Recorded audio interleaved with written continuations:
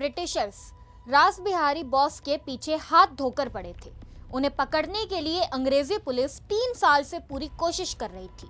ऐसे में उन्होंने देश छोड़ने का फैसला कर लिया, जिससे वो देश की आज़ादी के लिए खुलकर कुछ कर सके। और सन 1915 में अपने देश भारत के लिए वो भारत से दूर जापान चले गए। अब आप सोच रहे होंगे कि आखिर रास बिहारी बोस ने ऐसा क्या कारनामा किया था जिसने अंग्रेजों की नींद उड़ा कर रख दी। ऐसा क्या हो गया कि महान स्वतंत्रता सेनानी को अपना देश छोड़कर जापान में जाकर रहना पड़ा।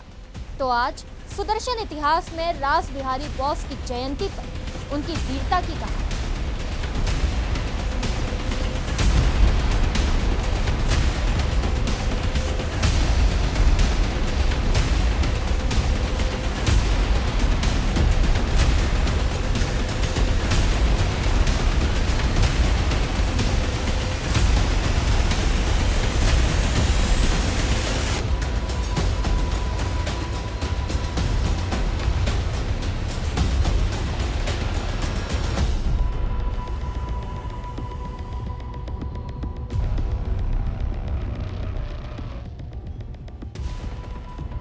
नमस्कार, मैं हिमांशी राजपूत और आप देख रहे हैं सुदर्शन इतिहास। भारत के स्वतंत्रता आंदोलन में हजारों क्रांतिकारियों ने देश की खातिर अपने प्राणों की आहुति दी है। उनमें से सबसे प्रसिद्ध नामों में से एक नाम रास बिहारी बोस का है। रास बिहारी बोस ने अपना पूरा जीवन देश की आज़ादी के लिए समर्पित कर दिया और अंग्रेजों को देश से बाहर निकालने के लिए देश के बाहर भी काम किया। उन्होंने गदर षड्यंत्र, लॉर्ड फाउंडेशन और आज़ाद हिंद फौज जैसे कई प्रसिद्ध कार्यों में योगदान दिया।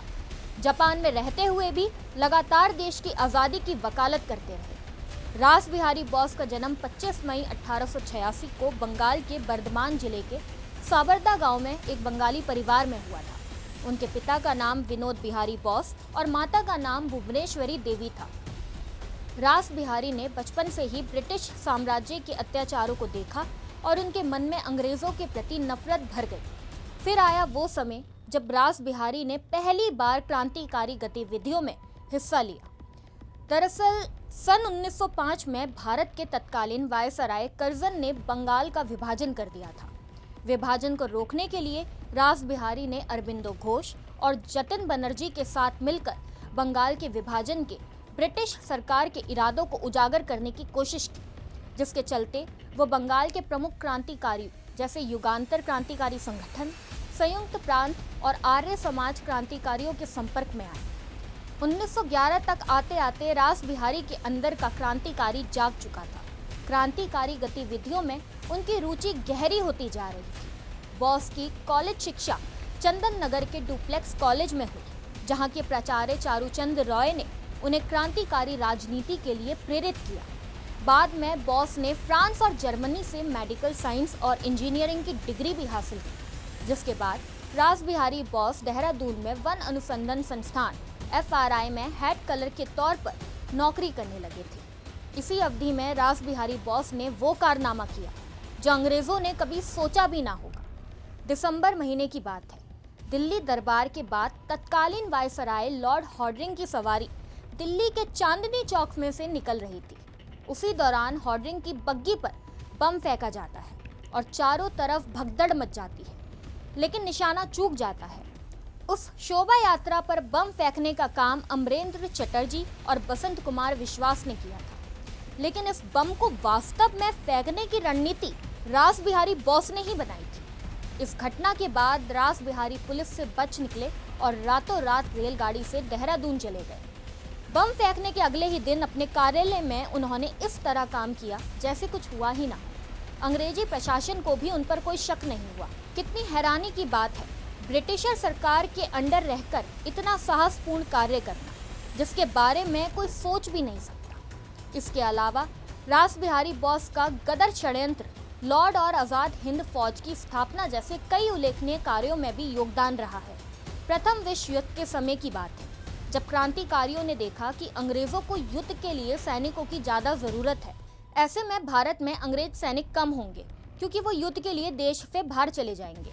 इसका फायदा उठाकर विद्रोह करने के लिए गदर योजना बनाई गई, लेकिन ये असफल हो गई। इस योजना के असफल होने पर बहुत सारे क्रांतिकारी पकड़े गए, लेकिन रास बिहारी बोस को अंग्रेज छू भी ना सके।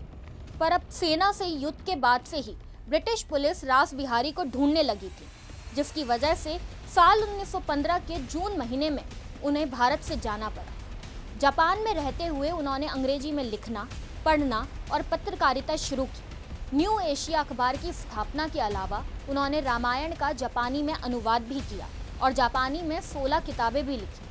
प्रारंभ में बोस ने जापानी नागरिकता प्राप्त करने तक कई बार अपनी पहचान और निवास स्थान को बदला, लेकिन 1923 में जापानी नागरिकता प्राप्त करने के बाद उन्होंने टोक्यो में एक होटल खोला और भारतीय क्रांतिकारियों के समर्थन में अभियान शुरू किया।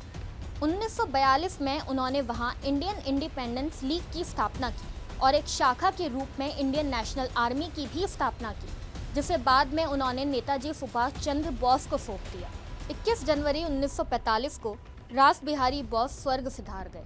उनकी मृत्यु के 2 साल बाद भारत की आज़ादी का सपना सच हुआ और सुभाष चंद्र बोस ने आज़ाद हिंद फौज के नाम से INA का गठन किया। मरण उपरांत रास बिहारी बोस जी को जापानी सरकार से जापान का तीसरा सर्वोच्च पुरस्कार Order of the Rising Sun से सम्मानित किया गया। आशा है आपको वीडियो पसंद आया होगा। अब मैं आपसे मिलती हूँ अगली वीडियो में। जय हिंद, जय भारत।